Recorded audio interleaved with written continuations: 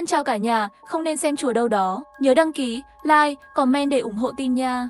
Toàn bộ khu phố của chúng tôi không biết tại sao mọi người đều mắc bệnh lạ. Bất động sản trong khu dân cư gửi một quy tắc an toàn tại nhà. Sau 10 giờ, bất cứ âm thanh lạ nào bạn nghe thấy, đừng nhìn vào mắt mèo. Thuốc cảm lạnh chúng tôi phát là màu trắng. Nếu thấy thuốc cảm là màu đỏ, vui lòng xả xuống cống ngay lập tức. Đừng mở cửa cho hàng xóm nào. Khi nhận được tin nhắn này, tôi thấy hơi lạ. Người gửi tin nhắn là tài sản nhà ở. Quản lý Lý. Một số hộ gia đình bắt đầu đặt câu hỏi với bên quản lý tài sản, nhưng chẳng mấy chốc họ đã bị cấm chat. Sau đó trong nhóm lại gửi tin nhắn. Nhân viên sẽ thống nhất phát túi thực phẩm. Nếu có thịt không rõ trong túi thực phẩm, đừng ăn. Khi ở nhà, hãy chú ý đến trạng thái tinh thần của gia đình. Nếu gia đình người thân xuất hiện những trạng thái bất thường như đi bộ cứng ngắc hoặc cười rất to, vui lòng gọi số điện thoại của nhân viên sau 88 xxx. Bất kể bạn nghe thấy âm thanh lạ nào, đừng nhìn vào mắt mèo. Nhân viên của chúng tôi sẽ gõ cửa 3 lần. Nếu bạn nghe thấy tiếng gõ cửa thứ tư, xin đừng mở cửa. Đừng nghe điện thoại cố định trong phòng khách. Khẩu trang N95 do nhân viên phát là màu trắng. Nếu xuất hiện khẩu trang màu đỏ, vui lòng vứt nó đi ngay lập tức. Có 43 kênh truyền hình. Nếu bạn thấy gia đình người thân mình đang xem kênh 44, tháo dây điện ngay lập tức. Nếu bạn rút dây điện ra, tivi vẫn đang trình chiếu, làm mọi thứ có thể để làm hỏng tivi. Vui lòng kiểm tra cẩn thận số lượng thành viên trong gia đình. Luôn giữ vững tỉnh táo. Nếu phát hiện số lượng người nhà không đúng, hét lên giàu mạnh, dân chủ, văn minh, hòa hợp và ngay lập tức đi đến cửa sổ phòng và nhảy xuống. Nếu gia đình bắt đầu mặc quần áo màu đỏ bạn chưa từng thấy, trốn vào phòng ngay lập tức. Gia đình người thân xuất hiện tình trạng khó thở, hãy để người đó một mình trong phòng. Khóa cửa lại, đừng mở cửa cho họ. Quy tắc an toàn tại nhà này hơi kỳ lạ. Ngay lúc này, ngoài cửa vang lên tiếng gõ cửa dồn dập. Tôi nhìn qua mắt mèo. Đứng ngoài cửa là chị Vương, hàng xóm kế bên của tôi. Chị Vương dường như cảm thấy tôi đứng sau cánh cửa. Khuôn mặt lập tức lại gần. Toàn bộ mắt của chị ta gần như dán vào mắt mèo. Niệm Niệm, trong nhà cô còn thừa thuốc cảm không? Anh Vương của cô không hiểu sao có hơi sốt rồi. Lấy cho tôi một viên là được rồi. Giọng chị Vương có chút khàn khàn, cùng với một cơn ho dữ dội. Đừng mở cửa cho hàng xóm nào. Mặc dù tôi nghi ngờ quy tắc này, nhưng trong nhà cũng không còn thuốc cảm nữa. Chị Vương, xin lỗi. Nhà tôi cũng hết thuốc cảm rồi. Tôi vô thức từ chối. Qua mắt mèo, đôi mắt của chị Vương mở to đến cực đại. Tôi thậm chí có thể nhìn thấy trong mắt chị ta có những sợi tơ máu. Được, vậy tôi sẽ mượn của người khác. Anh ấy bị sốt nhiều ngày rồi. Bệnh có chút nghiêm trọng rồi. Chị Vương nói cứ ngắt quãng. Nhìn bước chân của chị ta cứng ngắc đi về phía trước. Trực giác nói với tôi, tình trạng của chị Vương có vẻ không ổn lắm.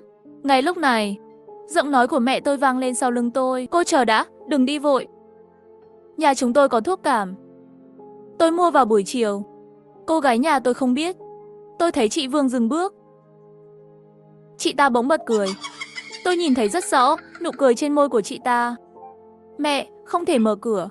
Tôi nói với giọng đầy sợ hãi. Mẹ tôi nhìn tôi một cách kỳ lạ. Đúng rồi, bà ấy không có trong nhóm chủ sở hữu, cho nên không nhìn thấy những tin nhắn đó. Chị Vương thường rất tốt với chúng ta. Lần trước cô ấy từ quê về và mang cho chúng ta rau tự trồng. Chỉ là một gói thuốc cảm thôi.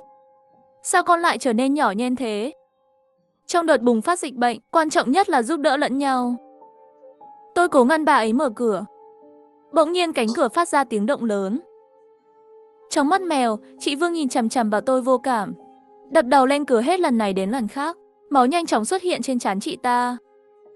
Nhưng chị ta dường như không cảm thấy đau. Mở cửa cho tôi. Chị ta máy móc lặp lại một câu như vậy. Cuối cùng, ngay cả mẹ tôi cũng cảm thấy có gì đó không ổn. Niệm Niệm, con nói xem chị Vương này có điên không? Khoảnh khắc tiếp theo tôi nghe thấy tiếng cửa nhà hàng xóm bên cạnh mở ra. Chuyện gì vậy? Đêm hôm thế này, có cho người ta ngủ không? Hàng xóm kế bên là một thanh niên vừa chuyển đến đây. Tôi thấy chị Vương dừng động tác đập cửa. Mắt của chị ta chậm rãi chuyển về hướng âm thanh chuyển đến. Cuối cùng bóng dáng của chị Vương biến mất trong mắt mèo. Này, cô có chuyện gì thế? Tôi nghe thấy tiếng người thanh niên chất vấn. Khoảnh khắc tiếp theo, một tiếng hét chói tai phát ra từ bên cạnh. Mẹ tôi kinh hoàng nhìn tôi. Bà ấy rất căng thẳng. Tất nhiên, tôi cũng vậy. Tiếp theo là sự im lặng chết chóc. Trong mắt mèo không nhìn thấy bên cạnh rốt cuộc xảy ra chuyện gì. Khoảng vài phút sau, bóng dáng của chị Vương lại xuất hiện trong mắt mèo. Dường như chị ta đang cầm thứ gì đó trên tay. Đó là bàn tay của một người. Tôi bịt miệng lại, tim đập mạnh, nhìn chằm chằm vào hành lang. Dường như đã nhận ra điều gì đó, chị Vương lại dừng bước. Quay đầu lại, tôi nhanh chóng ngồi xổm xuống, lưng căng thẳng toàn là mồ hôi lạnh. Tiếng bước chân bên ngoài càng ngày càng xa. Chị Vương chắc đã đi xa rồi. Vẻ mặt của mẹ tôi cũng rất sợ hãi.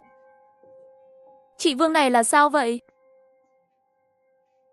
Tôi không trả lời bà ấy, mà là trực tiếp cho bà ấy xem quy tắc của nhóm chủ sở hữu. Một số điều kỳ lạ trong tòa nhà đang lặng lẽ xảy ra. Bỗng nhiên mẹ tôi nắm lấy tay tôi. Tay bà ấy hơi run. Con nghe xem, đây là âm thanh gì? Môi tôi run lên. Tôi cũng nghe thấy rồi. Có một tiếng nhai rất nhỏ ở hành lang. Âm thanh như thể có người đang từng miếng ăn cái gì đó vậy. Tôi nuốt nước miếng.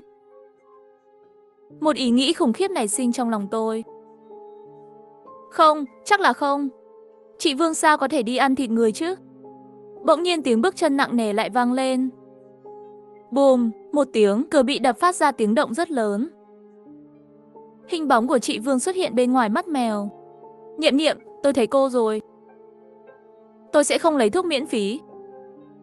Cô xem, tôi mang theo thứ để trao đổi. Khóe miệng của chị Vương nhếch lên một cách kỳ lạ. Bên miệng dính một ít thịt vụn và vết bẩn màu đỏ sẫm dinh dính. Mặt tôi đã khó nhìn lắm rồi. Bởi vì cái mà chị Vương gọi là để đổi lấy chính xác là những gì chị ta đang cầm trong tay. Bàn tay của người đàn ông trẻ bên cạnh. Tay anh ta bị xé toạc. Vẻ mặt cô động lại trong khoảnh khắc sợ hãi nhất. Mẹ tôi lấy điện thoại ra và gọi cảnh sát. Niệm Niệm, cảnh sát nói với mẹ, họ sẽ đến đây sớm thôi. Đừng sợ. Mặt mẹ tôi trắng bệch. Trong miệng lại không ngừng nói những lời an ủi tôi. Tiếng đập cửa bên ngoài ngày càng mạnh hơn. Bỗng nhiên giọng của anh Vương bên cạnh vang lên. Vợ, em mượn được thuốc chưa? Ở bên ngoài làm gì vậy? Âm thanh lớn như thế. Chị Vương nhanh chóng hướng về phía âm thanh, đi theo hướng chuyển đến. Chị Vương nói, thuốc. Tìm thấy rồi, tôi sẽ đưa cho anh đây. Tiếng bước chân cuối cùng biến mất ở bên cạnh. Tôi thở phào một hơi, nhưng đồng thời lại lo lắng cho sự an toàn của anh Vương. Ngay lúc này, điện thoại của mẹ tôi đổ chuông. Sau khi bà ấy nói vài câu, biểu cảm trên mặt biến thành nhanh chóng trở nên không thể tin được. Sao lại vậy, đồng chí cảnh sát? Anh có nhầm không? Mẹ tôi trong lúc lo lắng, vô tình nhấn nút loa ngoài. Vì vậy, tôi nghe rõ ràng trong điện thoại, cảnh sát có tâm trạng rất tệ. Tôi nói này, thưa bà, sao bà lại đùa chúng tôi như vậy? Chúng tôi đều đã đến nhà bà rồi. Hỏi bà có tình huống gì, các người cứ đứng đó cười với chúng tôi. Cười đến mức khiến người khác sợ hãi. Được rồi, lần sau không được như thế nữa. Điện thoại bị cúp rồi. Tôi và mẹ tôi nhìn nhau, nhìn thấy nỗi sợ hãi sâu sắc trong mắt nhau. Tôi nhận ra rất rõ ràng, bây giờ tôi đang ở đâu. Tôi em rằng đây không còn là thế giới thực nữa. Toàn bộ khu phố của chúng tôi độc lập với thế giới thực. Lúc này ngoài cửa lại vang lên tiếng gõ cửa. Xin chào, chúng tôi ở đây để phát túi thực phẩm. Xin hãy mở cửa. Một người nhân viên mặc đồng phục trắng đứng bên ngoài. Mẹ tôi đang muốn mở cửa. Tôi bình tĩnh lắc đầu với bà ấy. Bởi vì vừa rồi hắn gõ cửa 4 lần, nhân viên của chúng tôi sẽ gõ cửa 3 lần. Nếu bạn nghe thấy tiếng gõ cửa thứ tư, xin đừng mở cửa. Mẹ, không thể mở cửa. Tiếng gõ cửa không đúng, có 4 lần, xin chào. Vui lòng mở cửa và lấy túi thức ăn. Nhân viên bên ngoài. Giọng điệu của hắn dần trở nên thiếu kiên nhẫn. Nhưng tôi quyết định sẽ không mở cửa. Mở cửa, mở cửa, mở cửa. Lúc này, lệnh cấm chat của những hộ gia đình đã được gỡ bỏ. Ngay sau đó có người gửi tin nhắn trong nhóm. Tôi nói này, chuyện gì đang xảy ra với nhân viên của các người vậy? Hắn không nói gì sau khi tôi mở cửa, cứ nhìn tôi cười. Tôi cũng không được lấy túi thức ăn trong tay. Khoan đã, mẹ nó, cái gì trong túi thức ăn này? Tin nhắn thoại bỗng nhiên bị gián đoạn sau một tiếng hét. Hộ gia đình 3504, nè. Có chuyện gì vậy? Hộ gia đình 4104, sợ chết người ta rồi. Nói gì đi? Hộ gia đình 3304, xin lỗi mọi người, tôi vừa nhìn thấy một con bọ. Bây giờ ổn rồi. Sau khi tôi nghe xong giọng nói này, trong lòng lại có một cảm giác vô cùng bất an. So với giọng nói trước đó, giọng nói này rất cứng nhắc. Giống như người chết đang nói chuyện. Tôi sợ hãi chạy ra ban công. Từ góc độ của tôi, vừa vặn có thể nhìn thấy tình hình của hộ gia đình 304 đối diện. Tôi thấy người nam của phòng 304 cúi đầu. Đứng trong phòng khách, có một túi nhựa màu trắng dưới chân anh ta. Chắc là túi thực phẩm. Tôi mở to mắt, xem bước đi tiếp theo của người đàn ông. Anh ta cúi xuống cứng đờ, lấy ra một cái gì đó từ túi nhựa, đặt lên đầu mình. Chờ đã, khi tôi nhìn thấy thứ đó, chân mềm đi, suýt chút nữa thì ngã xuống đất. Những gì người đàn ông lấy ra từ túi nhựa rõ ràng là đầu của chính hắn. Giây tiếp theo, người đàn ông dường như nhận ra điều gì đó, quay đầu lại, nhìn về hướng tôi. Hắn bước nhanh đến cạnh cửa kính của ban công. Toàn bộ khuôn mặt được dán vào đó. Khuôn mặt bị ép và biến dạng đến mức phóng đại. Nhưng con người đen tối và nhỏ bé của hắn nhưng lại nhìn tôi không chớp mắt. Bị cô phát hiện, tôi đổ đầy mồ hôi, gần như ngơ ngác trở lại phòng. Mẹ tôi thấy mặt tôi trắng bệch, hỏi tôi thấy gì. Tôi hít một hơi thật sâu, lắc đầu đi về phía cửa. Qua mắt mèo, không còn nhìn thấy bóng dáng của nhân viên kia nữa. Chỉ có một túi thức ăn nằm lẻ loi trên mặt đất. Chờ hơn 10 phút, sau khi xác định không có động tĩnh gì, tôi cẩn thận mở cửa ra một khe hở. Một cơn gió lạnh và ẩm ướt thổi vào qua khe cửa. Bóng đèn điện ở hành lang phát ra âm thanh rẹt rẹt. Trên mặt đất, ngoài ra còn có một vết máu màu đỏ sẫm đang chảy. Tôi nhanh chóng mang túi thức ăn vào. Ngay khi tôi chuẩn bị đóng cửa, một bàn tay gầy gò mạnh mẽ đưa vào. Tôi đã bị sốc. Là anh Vương, hắn thở hổn hển.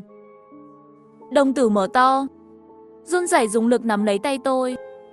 Niệm à, cô nói xem, tại sao tôi cảm thấy đầu tôi cứ bị vậy, có gì đó vậy? Không ổn. Đau đầu quá, trên người cũng đau lắm. Uống thuốc cũng không có tác dụng, toàn thân tôi lạnh dần. Nơi bị tay anh Vương nắm chặt, sinh ra một cảm giác lạnh lẽo, vô cùng u ám. Anh Vương, đầu của hắn bị cắn chỉ còn một nửa. Một lỗ lớn trên bụng. Đau đầu quá. Anh Vương đưa tay đi sờ đầu của mình. Vừa đưa tay ra lại chỉ cảm thấy một miếng trơn nhờn. Hắn ta rõ ràng đang hoảng hốt. Trong cổ họng phát ra âm thanh của người sắp chết. Tôi nhớ ra rồi, vợ tôi cho tôi ăn đồ lạ. Cô ấy nói đó là thuốc cảm, nhưng đó không phải là thuốc, là đầu người. Nhưng tại sao lúc đó tôi không nhìn ra? Tôi tưởng đó là thuốc cảm. Tôi cứ ăn như vậy. Cuối cùng vợ tôi lại nói, cô ấy đói rồi. Tôi nấu mì cho cô ấy, nhưng cô ấy vẫn nói đói, cứ nhìn chằm chằm vào tôi. Mẹ tôi nhìn thấy anh Vương như thế này, đã ngã xuống từ lâu rồi, không thể đứng được nữa, liền ngồi xuống đất. Cổ họng tôi bị kẹt, vừa mở miệng lại không nói được gì. Lão Vương, tôi đói rồi. Giọng nói khàn khàn của chị Vương phát ra từ bên cạnh. Anh Vương toàn thân run rẩy, hắn nhìn tôi một cái, cuối cùng buông tay tôi ra và đi về nhà mình. Cuối cùng hoàn toàn biến mất trong tầm mắt của tôi. Tôi mở lòng bàn tay, phát hiện một ghi chú dính máu trên đó. Sau khi đóng cửa, tôi mở tờ giấy này ra. Có một đoạn tin nhắn, bạn đã nhớ ra chưa? Đây không phải lần đầu tiên bạn trải qua chuyện này. Tôi nhớ ra rồi. Bạn đã nói với tôi, nếu tôi nhớ ra, nhất định phải nhắc nhở bạn, đi xem nhật ký trong phòng đi. Và, cẩn thận. Chữ đằng sau ghi chú, bị vết máu nhuộm đến mức hoàn toàn không nhìn thấy dấu vết. Tôi bối rối cầm tờ giấy trong lòng bàn tay. Những từ trên ghi chú có nghĩa là gì? Đây không phải lần đầu tiên tôi trải qua chuyện này. Còn cuốn nhật ký trong phòng thì sao? Tôi chưa bao giờ có thói quen viết nhật ký. Anh Vương, hắn lại nhớ ra cái gì? Tất cả những bí ẩn đang bùng lên trong lòng tôi. Lúc này mẹ tôi làm gián đoạn suy nghĩ của tôi. Niệm, lão Vương kia sao lại biến thành như vậy? Trông như vậy, căn bản không thể là người sống được. Tôi suy sụp và nói, mẹ, bây giờ chúng ta sợ rằng không phải ở trong thế giới thực. Vì thế mọi thứ đều có thể xảy ra. Tôi trầm giọng nói, không tuân thủ quy tắc, kết cục sẽ rất đáng sợ. Mẹ tôi từng là y tá, đã quen với cảnh sống chết, cũng nhanh chóng bình tĩnh lại. Chúng tôi mở túi thức ăn.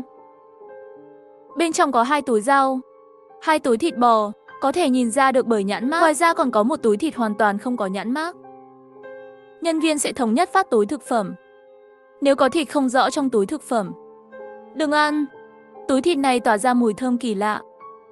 Thịt thơm quá. Chắc là ngon lắm. Mẹ tôi bỗng nhiên, ánh mắt trở nên khác thường nhìn thịt trong tay tôi. Tôi cảm thấy ánh mắt bà ấy không đúng, vội vàng ném thịt vào thùng rác. Quản lý Lý một lần nữa phát hành quy tắc mới trong nhóm chủ sở hữu. Quy tắc đêm, chúng trốn trong đêm tối. Trước 10 giờ, hãy chắc chắn đóng gói rác trong thùng rác. Để ở cửa, nhân viên của chúng tôi sẽ đến lấy rác. Nếu hàng xóm của bạn trở nên kỳ lạ và sắp tấn công bạn, vui lòng đeo khẩu trang và ngay lập tức khử trùng trước khi đi ngủ. Rượu vốn trong suốt. Nếu bạn thấy rượu chuyển sang màu đỏ, ngừng sử dụng ngay lập tức, đừng nói chuyện với nhân viên. Mặc đồng phục đỏ, mặc dù họ sẽ cố gắng hết sức để nói chuyện với bạn. Trước khi đi ngủ, hãy đóng cửa sổ và kéo rèm cửa ra. Phải kéo ra. Hãy giữ phòng sạch sẽ. Nó thích môi trường bẩn thỉu. Không có ai trong tủ, sẽ không có tiếng ho. Nếu bạn nghe thấy, ngay lập tức trốn dưới gầm giường, không được ngủ dưới gầm giường. Dưới gầm giường không có mắt. Nửa đêm nghe thấy tiếng nước nhỏ giọt trong nhà vệ sinh, xin hãy rời khỏi phòng ngay. Đi vệ sinh không được bật đèn. Chủ sở hữu 3305, cái đó tôi muốn hỏi mọi người, gói thực phẩm của các người có phải có một túi thịt có mùi rất thơm không, nhưng không biết là thịt gì. Quy tắc nói không được ăn thịt không rõ. Nhưng mẹ chồng tôi bị ốm, muốn tôi phải nấu món thịt này. Chủ sở hữu 3305, tôi không thể từ chối được, chỉ có thể đồng ý. Chắc là không sao đâu nhỉ. Nhìn thấy tin nhắn này, trái tim tôi bỗng nhiên trùng xuống. Kết thúc rồi, 3056 phạm quy tắc rồi. Có người trong nhóm khuyên cô ta không nên cho mẹ chồng ăn. Có người vẫn không để ý. Hộ gia đình 3305, tôi cho mẹ chồng ăn rồi. Bà ấy trở nên kỳ lạ quá. Không, đó không phải là thịt. Đó là, cứu tôi. Một tiếng nhai kinh khủng vang lên. Điện thoại di động của tôi suýt chút nữa không cầm chắc được. Chủ sở hữu 3306. Có chuyện gì xảy ra với 305 không? Bên cạnh cứ có tiếng la hét. Nhà 305 và nhà 304 bỗng nhiên đều xuất hiện trước cửa nhà tôi. Bảo tôi mở cửa. Trông họ có vẻ ổn. 305 nói, vừa rồi mình không cẩn thận bị ngã. Nhưng tôi vẫn cảm thấy có chút không đúng. Tôi biết họ bị làm sao. Tôi cũng biết tại sao không cho hàng xóm vào. Đầu của họ như quay ngược lại, nên không thể mở cửa. Ngay sau đó tôi nghe thấy tiếng rít trong giọng nói. Mở cửa ra. Sau một tiếng hét ngắn, giọng nói dừng lại. Trò chuyện trong nhóm nhanh chóng cuộn lên liên tục. Đến 99 cộng tin nhắn, mọi người đều lo lắng về những gì đã xảy ra với 306. Nhưng tôi biết 306 không thể trả lời được. Tôi vội vàng chạy ra ban công nhìn về hướng 306. Đèn trong phòng khách 306 sáng lên rồi tắt đi. Tôi nín thở. Lần sau khi đèn sáng, tôi thấy mọi thứ trong phòng khách. Trong phòng khách rõ ràng có rất nhiều người sắc mặt trắng bệch. Có chủ sở hữu 304, chủ sở hữu của 305, ngoài ra còn có gia đình của phòng 306. Họ đứng đó, động tác cứng ngắc vẫy tay với tôi. Da đầu tôi tê dại. Tôi biết họ không còn sống nữa. Một cảm giác lạnh lẽo lan đến lòng bàn chân tôi, đến toàn thân. Lúc này, thời gian trên điện thoại cho thấy bây giờ là 9:50. Tôi đóng gói xong rác rồi để ở cửa. Trước 10 giờ, hãy chắc chắn đóng gói rác trong thùng rác. Để ở cửa, nhân viên của chúng tôi sẽ đến lấy rác. Tôi nhìn qua cửa sổ nhà anh Vương, bên trong là màu đen, không thấy gì cả. Ngay khi tôi thu lại tầm nhìn, tôi bỗng nhiên nghe thấy một âm thanh lạ. Bùm, bùm. Nó đến từ cửa sổ nhà anh Vương. Chị Vương không biết khi nào xuất hiện bên cửa sổ. Thứ chị ta cầm trên tay là đầu của anh Vương. Chị Vương nhìn chằm chằm với đôi mắt to, nắm lấy đầu anh Vương, đập vào kính hết lần này đến lần khác. Tôi đứng đó cứng đờ. Chị Vương với động tác cứng ngắc mở cửa sổ ra, niệm niệm à. Sao cô không cho tôi thuốc cảm? Thuốc lại hết rồi, tôi cũng không thấy khỏe. Tôi đến nhà cô lấy nhé. Chị Vương muốn bỏ ra khỏi cửa sổ. Chết tiệt, phải làm sao? Cơ thể tôi đã bị nỗi sợ hãi đè nén không thể nhúc nhích. Bỗng nhiên, trong đầu tôi chợt nghĩ ra quy tắc đó. Nếu hàng xóm của bạn trở nên kỳ lạ và sắp tấn công bạn, vui lòng đeo khẩu trang vào ngay lập tức. Đúng rồi, mặt nạ. Chị Vương. Lúc này, toàn thân chị ta đều bò ra từ cửa sổ. Chị ta thèm muốn nhìn tôi. Tôi run rẩy mò mẫm lấy khẩu trang ra. Lúc này chị Vương đã cách tôi chưa đầy mấy cm rồi. Động tác của chị ta bỗng nhiên dừng lại, vô cùng oán hận nhìn tôi một cái. Cuối cùng không cam lòng bò vào qua cửa sổ, biến mất trước mặt tôi. Lưng tôi đầy mồ hôi lạnh. Không biết đóng cửa như thế nào. Tôi đã nói với mẹ tôi những gì vừa xảy ra. Mặt mẹ tôi trắng bệch, run rẩy hỏi, chị Vương, anh Vương, cả hai đều đã chết rồi. Tôi gật đầu nặng nề.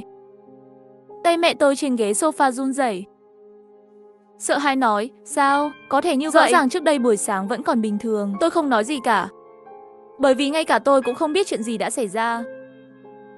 Bỗng nhiên, tiếng chuông chói tai vang lên. Điện thoại cố định trong phòng khách bỗng nhiên vang lên. Trái tim tôi thắt chặt. Đừng nghe điện thoại cố định trong phòng khách. Nhưng mẹ tôi như mất hồn, đi thẳng đến chỗ điện thoại. Tôi muốn giữ bà ấy lại, nhưng sức mạnh của bà ấy rất lớn, bỏ tôi ra ngay lập tức. Tôi rút dây điện thoại ra. Không ngờ điện thoại vẫn đang phát ra tiếng chuông chói tai. Tôi hoảng sợ, thấy mẹ sắp nhấc máy. Tôi dùng sức cầm lấy điện thoại đập xuống đất. Tiếng chuông dừng lại. Mẹ tôi cũng như bỗng nhiên tỉnh lại. Ngơ ngác, mẹ vừa bị làm sao vậy? Tôi thở phào nhẹ nhõm. Cuộc khủng hoảng tạm thời được giải tỏa. Tôi vừa chuẩn bị về phòng, nhưng lại thấy không biết khi nào có thêm một cánh cửa bên cạnh phòng tôi. Màu sắc của cửa rất cũ, màu đỏ đậm, cho tôi một cảm giác rất tồi tệ. Trái tim tôi đập thình thịch. Nhà tôi luôn chỉ có 2 phòng. Khi nào có thêm một phòng? Mẹ ơi, tôi run lên vì sợ hãi. Cửa từ từ mở ra, một khe hở phát ra tiếng kêu chua chát. Một bàn tay gầy, xanh trắng từ bên trong đưa ra, đặt trên mép cửa. Giây tiếp theo một khuôn mặt quen thuộc và xa lạ từ từ thò ra khỏi cửa. Tim tôi đập như trống bỏi. Mở miệng nói, bố tôi mất cách đây 3 năm. Bị tai nạn xe hơi. Ông ấy lái taxi. Khi lên đường cao tốc, chiếc xe phía trước bị va chạm. Thanh thép trên xe tải rơi xuống, đâm xuyên qua đầu bố. Tôi sẽ không bao giờ quên khi tôi và mẹ đến hiện trường, nhìn thấy thi thể của bố. Nhưng bây giờ ông ấy lại xuất hiện trước mặt tôi. Niệm Niệm bà, bố vừa ngủ một giấc mơ màng, ngủ đến bây giờ mới dậy. Bố tôi cười tê tét, ra khỏi cửa. Tôi nghẹn ngào lùi lại 2 bước, sợ hãi nhìn ông ấy. Nhưng mẹ tôi như không có chuyện gì. Anh đói không? Em sẽ làm cho anh bữa ăn đêm. Vui lòng kiểm tra cẩn thận số lượng gia đình người thân, luôn phải giữ tỉnh táo. Nếu phát hiện số lượng người nhà không đúng, hét lên giàu mạnh, dân chủ, văn minh, hòa hợp và ngay lập tức đi đến cửa sổ phòng và nhảy xuống. Quy tắc này nổ tung trong đầu tôi. Bố tôi há miệng. Miệng ông ấy đây. Những hương cho. Đó là hương chúng tôi đã đốt cho ông ấy trước đây. Anh đúng là hơi đói, nhưng không cần chuẩn bị bữa khuya cho anh. Trước đây ăn những thứ này không có ý nghĩa gì. Anh hơi chán. Anh muốn ăn thứ gì đó tươi. Đôi mắt đen của bố đang nhìn tôi. Trên khuôn mặt ngây thơ lộ ra nụ cười cứng ngắc. Đó chắc chắn không phải là bố tôi. Tôi có thể ngửi thấy, phát ra từ người hắn ta, là mùi thối rữa của xác chết. Lưng tôi lạnh toát. Đồ tươi, ở đây đúng là có một cái. He he, lúc này mẹ tôi mạnh mẽ quay đầu lại, nhìn thẳng vào tôi. Tôi vô cùng lo lắng. Làm sao có thể như vậy? Tại sao ngay cả mẹ cũng trở nên không ổn? Tôi đã xáo phạm quy tắc nào? Bỗng nhiên, tôi nghĩ đến một chi tiết mà tôi luôn bỏ qua. Đó chính là thời gian. Đồng hồ treo tường nhà tôi bị hỏng mấy ngày trước rồi. Thời gian sớm hơn 10 phút so với thời gian bình thường. Nói cách khác, lúc đó tôi ra ngoài để rác. Đã đến 10 giờ tối rồi. Tôi đã xáo phạm phải trước 10 giờ. Quy tắc bỏ rác ra ngoài cửa. Khốn kiếp. Cảm xúc của tôi luôn ở trong tình trạng cực kỳ căng thẳng, khiến tôi quên mất một điểm quan trọng như vậy. Bố và mẹ đều quay đầu nhìn tôi. Ác ý trong mắt bọn họ không hề che giấu. Một cảm giác khủng hoảng mạnh mẽ xuất hiện trong tâm trí, phải nhảy từ cửa sổ trong phòng. Bố dường như nhận ra điều gì đó, đứng trước cửa phòng tôi. Niệm Niệm à, con biết điều bố buồn nhất không? Đó là sau khi bố bị tai nạn xe hơi, con nhìn thấy biểu cảm của bố không phải là buồn, là sợ. Miệng bố tôi lẩm bẩm. Đầu với tốc độ có thể nhìn thấy bằng mắt thường, bị lõm xuống. Một cái lỗ cỡ bàn tay xuất hiện trên trán hắn ta. Một số chất lỏng màu đỏ và trắng dinh dính liên tục phun ra. Môi tôi liên tục run rẩy. Nước mắt không ngừng trào ra. Không phải. Tôi chưa bao giờ sợ bố.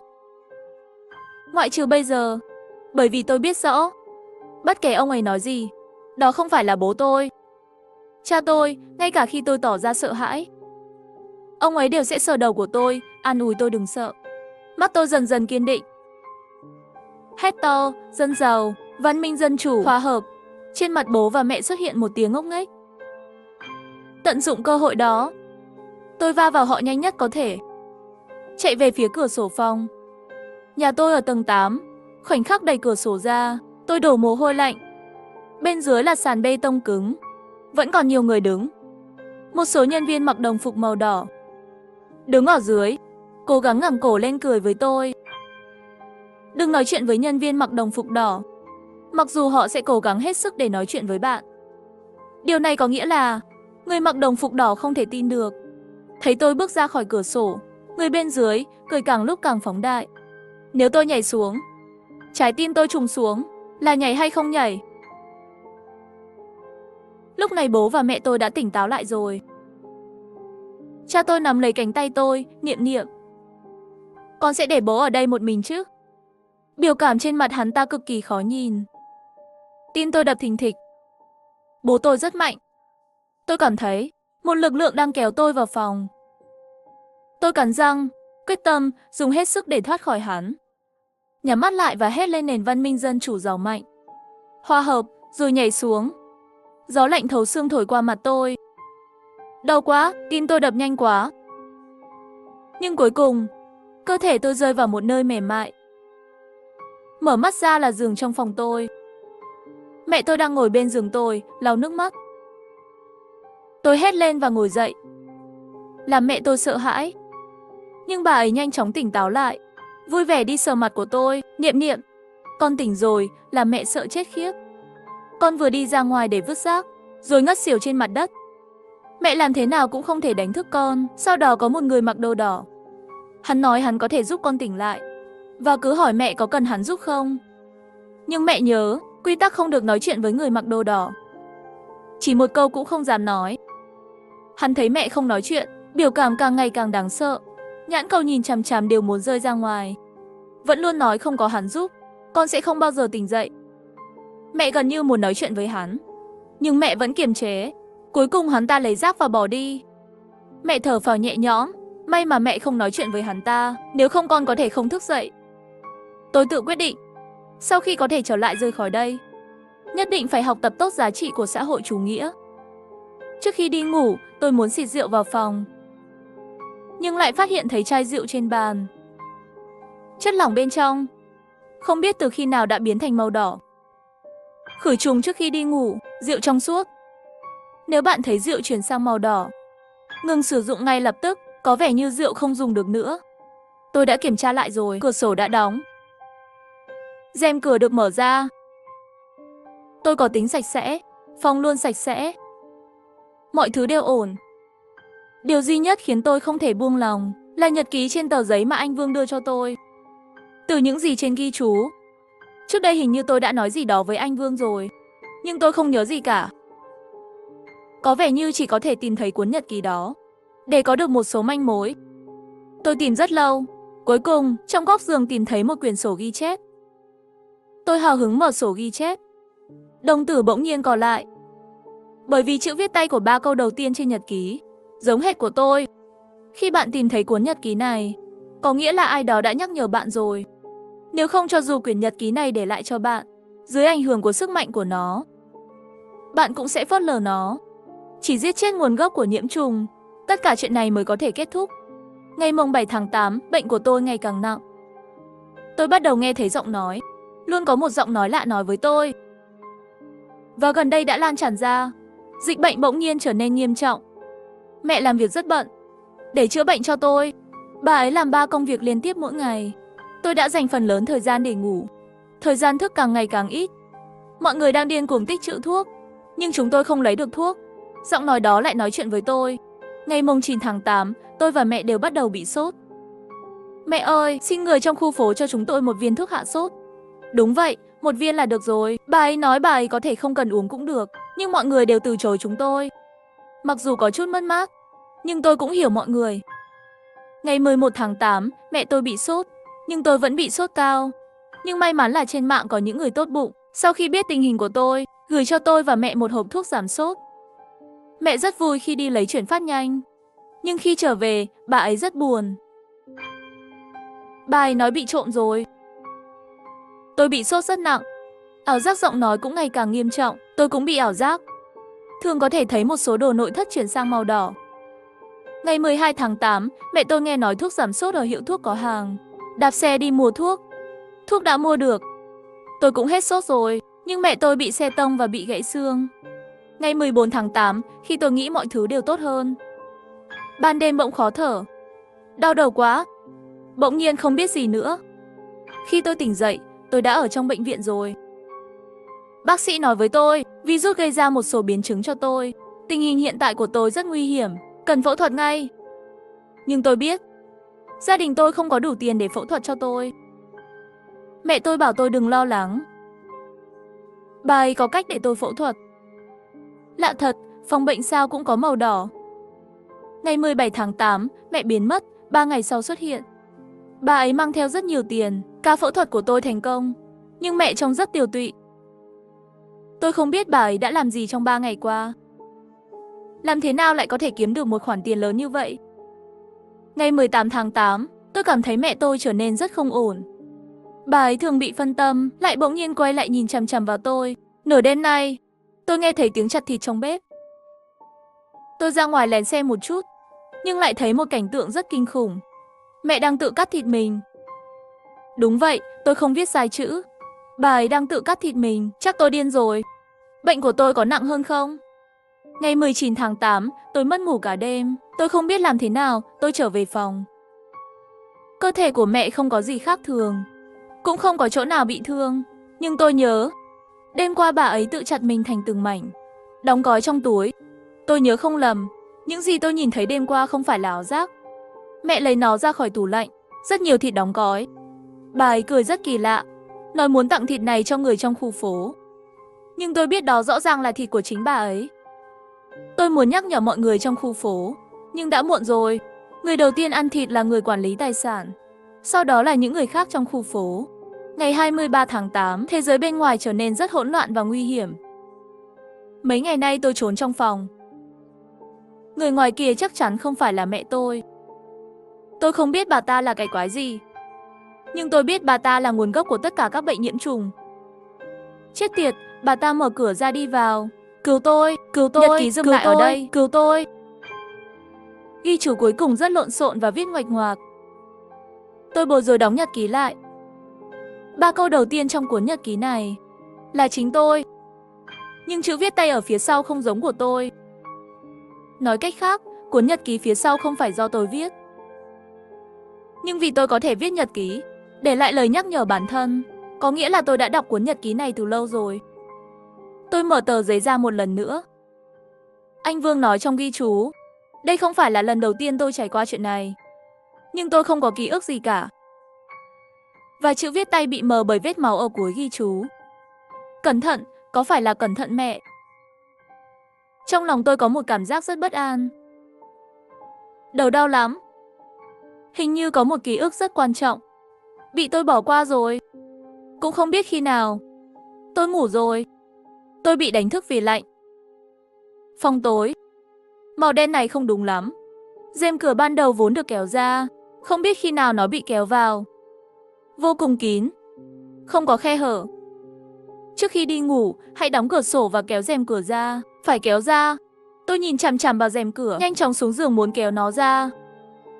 Nhưng ngay sau đó tôi dừng lại. Bởi vì tôi thấy phía sau rèm cửa có một đường cong hình người. Có người trốn sau rèm cửa, ngồi xổm ở đó, cuộn tròn bất động. Tôi nắm chặt tay và nín thở. Từng bước đến gần rèm cửa. Tôi đưa tay ra, mở rèm cửa ra. Không có ai đằng sau rèm cửa. Một chiếc váy màu đỏ nằm trên mặt đất. Nhật ký nói nó thích màu đỏ. Tôi không biết nó đại diện cho điều gì, nhưng chắc chắn nó đã ở đây. Cửa sổ vẫn đóng, nhưng trong nhà luôn có một cơn gió lạnh không thể giải thích được đang thổi. Tôi nhìn quanh, tìm thấy là một khe hở trong tủ quần áo. Bên trong màu đen, chỉ có thể nhìn rõ mấy bộ quần áo. Tôi cảm thấy kỳ lạ. Khụ khụ khụ. Trong tủ quần áo bỗng nhiên truyền đến mấy tiếng ho dữ dội. Không có ai trong tủ, sẽ không có tiếng ho. Nếu bạn nghe thấy, ngay lập tức trốn dưới gầm giường. Tôi lập tức chui xuống dưới gầm giường, giữ hơi thở, vểnh tai lên và lắng nghe bên ngoài có động tĩnh gì. Dưới gầm giường rất lạnh. Tôi mặc đồ ngủ, tay chân đều bị lạnh cóng. Tôi nghe thấy tiếng kêu cót két trong tủ quần áo. Hình như có gì đó từ bên trong đẩy cửa tủ quần áo ra. Trán tôi toát mồ hôi lạnh. Có gì đó ra khỏi tủ quần áo. Toàn bộ cơ thể tôi cuộn tròn lại với nhau. Thứ đó đi bộ rất lạ. Đó là âm thanh thùng thùng thùng, giống như tiếng của bóng đập trên mặt đất. Chờ đã, thứ đó đi như thế nào? Tôi nhìn chằm chằm ra ngoài giường. Rồi tôi thấy một đôi mắt mở to đối với tôi. Đầu mẹ tôi úp xuống, hướng về phía tôi, khóe miệng chậm rãi dương lên. Tôi sợ quá. Hóa ra là âm thanh tôi nghe thấy trước đó. Đó là tiếng bà ấy hướng đầu xuống đất để đi. Khi ở nhà, hãy chú ý đến trạng thái tinh thần của gia đình người thân mình. Nếu người nhà xuất hiện hiện tượng đi ngược, hoặc cười to không ngừng, vui lòng gọi số điện thoại nhân viên 88xxx. Tôi run rẩy lấy điện thoại ra gọi điện thoại. Trong điện thoại rất nhanh truyền đến giọng nói của một phụ nữ trẻ quen thuộc. Cô ta kích động nói Niệm Niệm, bây giờ điều duy nhất cô có thể làm là nhắm mắt lại. Cho dù nghe thấy âm thanh gì cũng đừng mở mắt ra. Tôi vội vàng nhắm mắt lại. Sau một thời gian dài, tôi cảm thấy như ai đó đang gọi tên tôi. Giọng nói rất lo lắng. Niệm Niệm, con mau tỉnh dậy đi, không được ngủ dưới gầm giường. Đó là giọng của mẹ tôi. Nghe giọng bà ấy như sắp khóc. Tôi ngủ dưới gầm giường. Tôi ngủ khi nào? Chẳng lẽ vừa rồi nói tôi không cẩn thận ngủ quên, vi phạm quy tắc? Niệm Niệm, mẹ xin con, xin hãy mở mắt ra. Mẹ tôi vội đến mức khóc lóc. Tôi vừa định mở mắt, trong lòng lại nhớ tới những gì người phụ nữ nói trên điện thoại trước đó. Cho dù nghe thấy tiếng gì cũng đừng mở mắt. Đừng mở mắt. Nhưng nếu bây giờ tôi ngủ thì sao? Tiếng khóc của mẹ càng lúc càng lớn. Đầu của tôi rối bời đau nhức. Cho đến khi giọng bà ấy dần dần thay đổi, trở nên càng ngày càng sắc bén. Tôi không dám mở mắt. Cũng không biết đã qua bao lâu, giọng mẹ biến mất. Chỉ có sự im lặng chết chóc xung quanh. Nửa tiếng nữa trôi qua.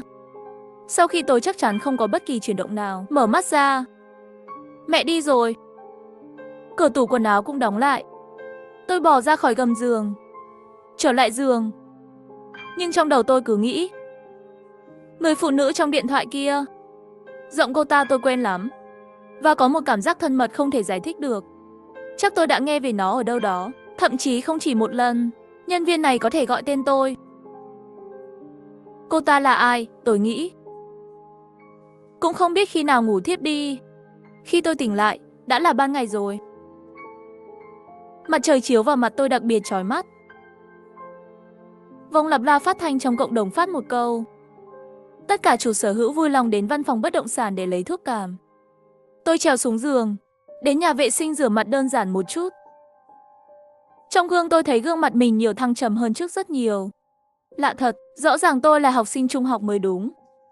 Sao trông giống như 26 tuổi? Tôi tự vỗ đầu mình. Ra khỏi phòng. Trong bếp mẹ đang nấu cháo. Thấy tôi ra, bà ấy cười nói với tôi, mẹ dùng thịt bò trong túi đồ ăn gửi hôm qua, nấu một nồi cháo bò. Sắp xong rồi. Tôi gật đầu. Khi đi ngang qua thùng rác, liếc mắt, nhìn vào túi đóng gói rỗng ném bên trong. Không có nhãn trên đó. Tôi sửng sốt. Tôi nhớ bao bì này không có nhãn mác. Tối qua đã bị tôi vứt đi rồi. Trừ khi trong khoảng thời gian sau khi tôi mở cửa và ngất đi, mẹ tôi lại nhận được gói thịt đó. Tôi nhìn chằm chằm vào lưng bà ấy, tim đập nhanh hơn. Trong nồi có một mùi thơm kỳ lạ. Bụng tôi cảm thấy một cảm giác đói dữ dội. Mẹ tôi cẩn thận mang đến 2 bát. Đầy đủ cháo. Trên đó có mấy miếng thịt vụn màu đỏ. Mẹ ơi, nó được làm từ thịt bò. Tôi nhìn thẳng vào mắt bà ấy và hỏi. Mẹ tôi cười. Phải, không phải thịt bò còn là gì sao? Tôi còn chưa kịp ngăn bà ấy lại. Bà ấy đã ăn từng miếng lớn. Giống như hoàn toàn không cảm thấy nóng. Lúc này tôi nhớ lại nội dung nhật ký. Người mẹ trong nhật ký tự cắt thịt mình, chia cho hàng xóm. Thịt không có nhãn mác đó. Có thể là tôi không còn thèm ăn nữa. Bây giờ tôi có 2 khả năng. Một là mẹ đêm qua không khống chế được ham muốn thịt, lén lấy thịt về. 2 là bà ấy cố ý.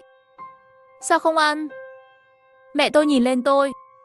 Trên môi bà ấy dính một vòng thịt vụn. Tôi bỗng nhiên cảm thấy buồn nôn trong bụng. Con không thèm ăn, con đi lấy thuốc cảm. Tôi vội vàng ra ngoài. Trước khi ra ngoài, tôi cảm thấy ánh mắt của mẹ cứ nhìn chằm chằm vào tôi.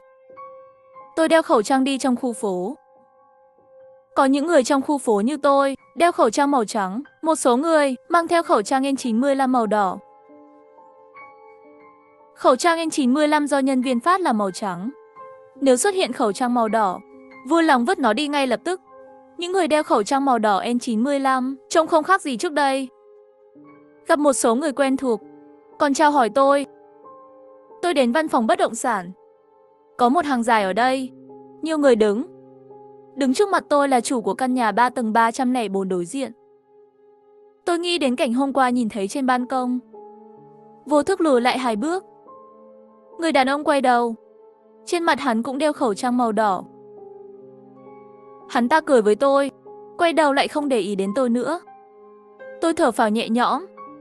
Khoảng hơn 10 phút. Đến lượt tôi. Nhân viên tài sản cúi đầu, đưa cho tôi một hộp thuốc cảm. Tôi đợi khi anh ta ngẩng đầu lên. Tôi sửng sốt. Là anh Vương mặc quần áo làm việc của tài sản. Đội mũ, là dáng vẻ của một nhân viên tài sản. Nhưng tôi đã thấy anh ta chết đêm qua. Anh Vương cười híp mắt nhìn tôi. Cô bé gọi tôi là Lão Vương đi. Mọi người gọi tôi như vậy. Không phải tối qua, anh trở thành nhân viên bất động sản khi nào? Anh Vương ngạc nhiên nhìn tôi. Có vẻ rất ngạc nhiên khi tôi hỏi câu hỏi này. Tôi đã làm việc ở đây 7-8 năm rồi. Còn ghi chú anh đưa cho tôi tối qua, ghi chú gì? Anh Vương nghi hoặc nhìn tôi. Trái tim tôi trùng xuống. Không có gì, tôi về nhà với thuốc cảm. Mở ra xem, bên trong có 4 viên màu trắng, có 4 viên màu đỏ. Thuốc cảm lạnh chúng tôi phát là màu trắng. Nếu thấy thuốc cảm màu đỏ, vui lòng xả xuống cống ngay lập tức. Tôi lấy ra 4 viên thuốc cảm màu đỏ, xả vào cống rãnh. Nhiệt độ cơ thể là 37,5 độ. Hôm nay là ngày thứ 4 của tôi, cơn sốt gần như đã giảm rồi. Mẹ ơi, mẹ cũng đến đo nhiệt độ nhé. Mẹ tôi đang ở trong nhà vệ sinh, không trả lời tôi. Tôi cảm thấy có gì đó không ổn, cũng không quản nhiều như vậy. Xông vào nhà vệ sinh, tôi thấy bà ấy nằm trên bồn cầu, dùng tay vớt vào trong, cho đến khi lấy ra một viên thuốc màu đỏ. Tôi không kịp ngăn bà ấy dừng lại, chỉ có thể trơ mắt nhìn bà ấy nhét vào miệng. Sợi dây lý trí trong đầu tôi bị đứt ngay lập tức. Tôi biết bà ấy đã bị nhiễm bệnh. Tôi trốn vào phòng, khóa cửa lại, ngồi trên mặt đất thở hổn hển. Có tiếng gõ cửa. Lúc đầu rất nhẹ, lúc sau thì rất to. Bùm, bùm, bùm, bùm, bùm, bùm, bùm. Nhiệm, mở cửa ra. Giọng mẹ lúc đầu vẫn bình thường, phía sau trở nên sắc nét lạ thường. Mở cửa, mở cửa. Tôi bị tai lại, đầu đau liên tục. Cửa bị đập vỡ. Không chịu được lâu, chỉ có thể giết chết nguồn gốc của nhiễm trùng. Tất cả chuyện này mới có thể kết thúc. Ngày 17 tháng 8, mẹ biến mất, 3 ngày sau xuất hiện. Bà ấy mang theo rất nhiều tiền, ca phẫu thuật của tôi thành công, nhưng mẹ trông rất tiều tụy. Tôi không biết bà ấy đã làm gì trong 3 ngày qua. Làm thế nào mẹ có thể kiếm được một khoản tiền lớn như vậy? Những từ trong nhật ký lại hiện lên trong đầu tôi. Mẹ có phải là nguồn lây nhiễm không? Nhưng người viết nhật ký không thể là tôi. Sau một tiếng động lớn, cửa bị đập vỡ một lỗ lớn. Khuôn mặt của mẹ nhìn ra từ bên trong. Bà ấy cười rất phóng đại, nhìn chằm chằm vào tôi, con nên uống thuốc rồi. Thuốc cảm lạnh màu đỏ. Tôi đổ mồ hôi lạnh và lùi lại. Đúng rồi, điện thoại của nhân viên. Tôi run rẩy lấy điện thoại ra gọi số đó. Điện thoại đã sớm được kết nối. Niệm Niệm, lần cuối cùng rồi. Có thể làm cho câu chuyện kỳ lạ này biến mất không? Tất cả phụ thuộc vào bạn. Con mẹ mày, nhớ lại cho tao. Cuộc gọi đột ngột kết thúc. Não tôi đau dữ dội. Bỗng nhiên tôi nghĩ ra gì đó. Nhìn lên người mẹ nửa thân đã bước vào. Một số ký ức bị một số lực lượng cưỡng bức thay đổi. Lúc này tất cả đều hiện lên rõ ràng trong đầu tôi. Tôi không có mẹ. Tôi không phải học sinh trung học. Tôi là một người lớn 25 tuổi. Tôi không có mẹ. Tôi chỉ có một người cha. Đây không phải là thế giới thực. Nhưng tôi cũng không phải người của thế giới này. Chính xác mà nói, tôi được gọi là kẻ phá cửa ải. Dịch bệnh giảm bớt vào năm 2026. Nhưng một thảm họa lớn hơn cả Covid-19 trên toàn thế giới loài người. Ban đầu là một thiên thạch bí ẩn rơi xuống trái đất. Nhưng ngày hôm sau, thiên thạch lại biến mất một cách bí ẩn. Nó mang đến một loại vật chất tối cực kỳ đáng sợ. Vật chất tối này lan rộng khắp thế giới với tốc độ chóng mặt. Sự phục hồi kỳ lạ của vật chất tối dẫn đến những câu chuyện kỳ lạ trên toàn thế giới. Thế giới được chia thành vô số câu chuyện kỳ lạ. Mỗi quốc gia sẽ chọn một người phù hợp để vào thế giới kỳ lạ. Người như vậy được gọi là người đột nhập. Tên thật của anh ấy là Vương Đức. Anh ấy và tôi đều là kẻ đột nhập. Chúng ta cùng nhau vào một thế giới kỳ quái, nơi được đặt tên là quy tắc của cộng đồng hạnh phúc. Thế giới kỳ quái này có cấp độ cực kỳ khó khăn và có xu hướng mở rộng dần dần. Một khi khu vực kỳ quái của khu phố hạnh phúc mở rộng, sẽ ngày càng có nhiều người bình thường bị cuốn vào câu chuyện kỳ lạ này, một câu chuyện nguy hiểm, có thể dẫn đến sự sụp đổ của một quốc gia, đất nước hoa anh đào, chỉ vì không thành công trong việc loại bỏ thế giới kỳ quái, khiến toàn bộ đất nước không còn tồn tại. Sau khi tôi và Vương Đức vào khu phố hạnh phúc, danh tính của tôi tự động phát triển thành nữ sinh trung học, Niệm Niệm, mà Vương Đức thì trở thành anh Vương, hàng xóm của Niệm Niệm. Đó là sự kinh hoàng của những câu chuyện kỳ lạ. Nó sẽ cho mọi người vào. Tất cả đều có danh tính hợp lý trong đó. Nhưng đây không phải là phần đáng sợ nhất của câu chuyện lạ. Nơi đáng sợ nhất của nó làm cho người ta mất đi ký ức trong thế giới thực. Tôi và Vương Đức tổng cộng đã ở trong thế giới kỳ quái này 5 ngày. Ngày mùng 5, chúng tôi nghĩ rằng chúng tôi có thể tìm thấy nguồn lây nhiễm, loại bỏ thứ kỳ lạ này. Nhưng lại phạm một sai lầm chết người. Sai lầm này khiến Vương Đức bị vĩnh viễn phải ở lại đây. Và tôi đã mất nửa cuộc đời, suýt chết trong thế giới kỳ lạ này. Sai lầm này là người lây nhiễm mà chúng tôi đã giết. Không phải là người lây nhiễm thực sự. Lần đầu tiên bước vào thế giới này, tôi đã giết mẹ. Nhưng thứ kỳ lạ không được loại bỏ.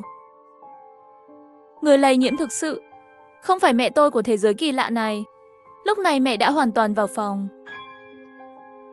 Bà ấy có một nụ cười kỳ lạ trên mặt, cứng nhắc và không từ từ tiến lại gần tôi. Tôi cắn chặt răng. Nhiễm trùng thực sự, nếu không phải là mẹ. Vậy là cái quái gì vậy? Lý do thực sự cho sự ra đời của thế giới này. Ngày mùng 7 tháng 8 là gì? Bệnh của tôi càng ngày càng nặng. Tôi bắt đầu nghe thấy giọng nói. Luôn có một giọng nói lạ nói với tôi. Gần đây đã giải phóng, dịch bệnh bỗng nhiên trở nên rất nghiêm trọng. Tôi bị sốt rất nặng. Ảo giác giọng nói cũng ngày càng nghiêm trọng. Tôi cũng bị ảo giác. Thường có thể thấy một số đồ nội thất chuyển sang màu đỏ. Bỗng nhiên nội dung của nhật ký giống như lật từng trang sách. Lật từng trang trong đầu tôi. Tôi run lên. Nguồn lây nhiễm thực sự. Nguồn lây nhiễm thực sự là chính tôi. Từ khi tôi nghe thấy ảo giác, từ mắt tôi, đồ nội thất biến thành màu đỏ, nghĩa là tôi đã bị nó lây nhiễm rồi. Sau khi nó lây nhiễm cho tôi lại nhiễm bệnh cho mẹ. Cuối cùng mẹ tôi đã lây nhiễm cả khu phố. Câu chuyện kỳ lạ về khu phố hạnh phúc đã ra đời. Lúc này mẹ đã đến trước mặt tôi rồi. Tôi chạy về hướng nhà vệ sinh. Có một con dao sửa lông mày, đủ để tôi tự sát. Mẹ tôi dường như biết ý định của tôi. Bà ấy nắm chặt cánh tay tôi. Sức mạnh của bà ấy rất lớn, suýt nữa thì gãy tay tôi. Tôi bị đau dữ dội ở cánh tay. Tôi cắn răng, cố hết sức đi về hướng nhà vệ sinh. Khoảnh khắc tiếp theo, có một cơn đau tập trung ở vai. Tôi hét lên. Cánh tay trái bị mẹ giật gãy. Nỗi đau khủng khiếp khiến mắt tôi tối sầm lại. Lập tức liền quỳ xuống đất. Tôi suýt ngất xỉu. Phía sau có tiếng cười của mẹ. Tiếng cười như của đàn ông và phụ nữ. Như một cây kim trong đầu tôi. Tôi đau chỉ có thể bò trên mặt đất. Giờ tôi không còn đồng đội nữa. Vương Đức hoàn toàn đồng hóa thành một phần của cộng đồng này. Bây giờ tôi chỉ có thể dựa vào chính mình. Nếu tôi không thể tự sát, và tôi sẽ ở đây mãi mãi, bị câu chuyện kỳ lạ này biến thành một phần của nó, làm cho sức mạnh của nó càng ngày càng mạnh. Tôi cắn chặt răng. 1 bước, 2 bước, 3 bước, tôi đang đến gần nhà vệ sinh. Nhưng giây tiếp theo, một lực xé toạc từ chân trái của tôi. Tôi phát ra tiếng hét đau đớn. Chân trái của tôi cũng bị gãy. Nhưng may mắn là tôi đã vào được nhà vệ sinh. Tôi dùng chút sức lực cuối cùng để lấy được dao sửa lông mày. Quay đầu lại, dùng ngón tay phải còn lại. Chỉ một ngón giữa với mẹ. Chết đi, mặt tôi trắng bệch. Nói dữ dội. Giây tiếp theo, tôi tự cắt cổ mình. Tầm nhìn của tôi chìm vào bóng tối. Khi tôi thức dậy lần nữa, ở bệnh viện, Niệm Niệm cô tỉnh rồi. Một người phụ nữ xinh đẹp ngồi cạnh giường tôi. Tôi ngồi dậy, di chuyển tay chân một chút. Điều tốt đẹp duy nhất của thế giới này là miễn là không có cái chết bên trong, tất cả các vết thương sau khi trở về thế giới thực đều có thể khôi phục. Đội trưởng Lâm, làm thế nào cô liên lạc với tôi bằng điện thoại di động? Tôi tò mò hỏi. Lâm đội trưởng trên mặt xuất hiện nụ cười, nhưng lại thoáng qua. Chúng tôi đã ở trong khu phố hạnh phúc. Trong thế giới kỳ lạ, hy sinh rất nhiều người chơi. Một số đặc điểm của thế giới này cũng đã được biết đến từ lâu. Tôi đã sử dụng một số đạo cụ đặc biệt để liên lạc với cô. Nhưng cô đúng là không làm tôi thất vọng. Nửa năm trước, cô suýt mất mạng trên thế giới này. Nhưng bây giờ, câu chuyện kỳ lạ về khu phố hạnh phúc đã hoàn toàn không còn tồn tại nữa. Vì vậy, thay mặt cho Hoa Quốc, tôi chân thành cảm ơn cô, bảo vệ Hoa Quốc thoát khỏi một cuộc khủng hoảng. Tôi nhanh nhẹn nhảy ra khỏi giường. Là một điếu thuốc. Câu chuyện kỳ lạ tiếp theo là gì? Ghi chú của mẹ hay là một câu chuyện kỳ lạ về quy tắc của khách sạn triều đại? Mặc dù đã giải quyết được một câu chuyện lạ, nhưng chờ đợi tôi vẫn còn vô số bí ẩn về quy tắc chưa được giải quyết. Nhưng tôi tin, một ngày nào đó, thế giới sẽ trở lại những ngày trước khi những điều kỳ lạ xảy ra. Toàn văn xong, cái tiếp theo thú vị hơn.